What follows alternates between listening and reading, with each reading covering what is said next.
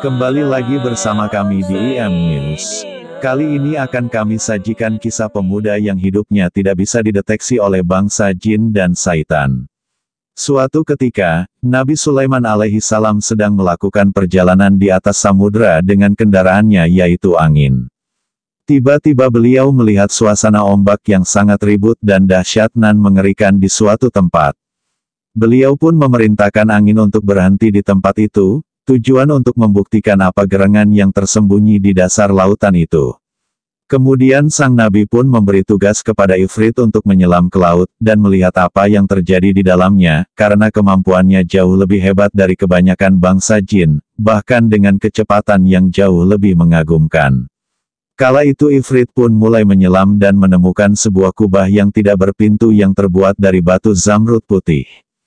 Kemudian dia melaporkan hal tersebut kepada sang nabi. Tatkala menerima laporan itu sang baginda pun memberi perintah supaya kubah tersebut diangkat ke atas. Nabi Sulaiman pun terheran-heran ketika melihat kubah yang penuh keajaiban itu. Lalu beliau berdoa kepada Yang Maha Kuasa kiranya Allah memperlihatkan isinya kepada beliau. Seketika itu jadilah kubah tersebut retak hingga pintunya terbuka. Betapa terkejutnya Nabi Sulaiman ketika melihat isi kubah itu, ternyata di dalamnya ada sosok anak muda yang sedang bersujud kepada Allah Subhanahu wa Ta'ala. Lantas Nabi Sulaiman pun bertanya, "Kamu dari makhluk jin atau malaikat?" "Saya bukan malaikat dan juga bukan dari bangsa jin, tetapi saya ini manusia," jawab pemuda itu.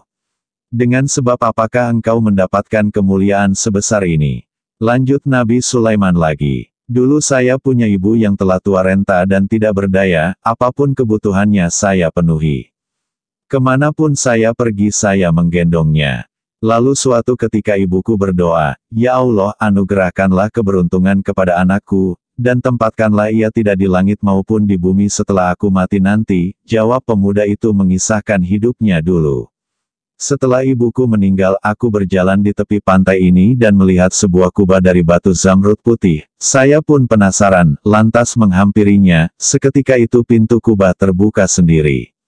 Lalu saya pun memasuki ke dalamnya, dengan kekuasaan Allah tiba-tiba pintu kubah tertutup kembali. Setelah itu, saya tidak tahu di mana posisi saya selanjutnya, apakah di bumi, di udara atau di langit," lanjut pemuda itu lagi.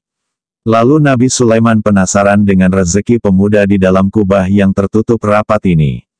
"Bagaimana Allah mendatangkan rezeki untukmu?"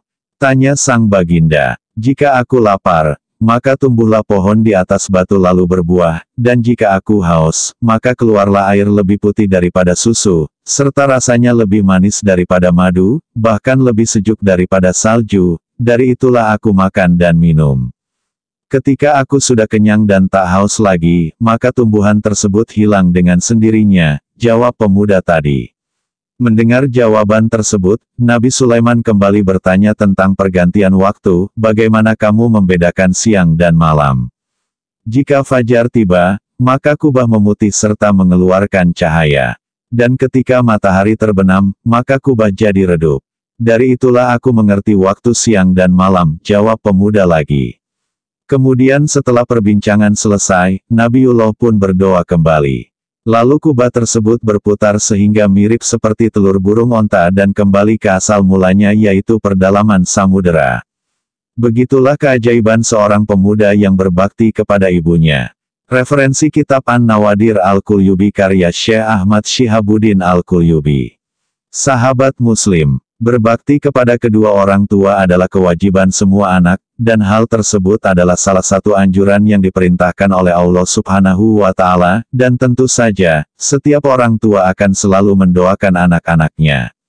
Maka marilah kita berbakti kepada kedua orang tua kita dan jangan lupa selalu meminta doa dari mereka, karena doa orang tua yang tulus insya Allah akan dikabulkan.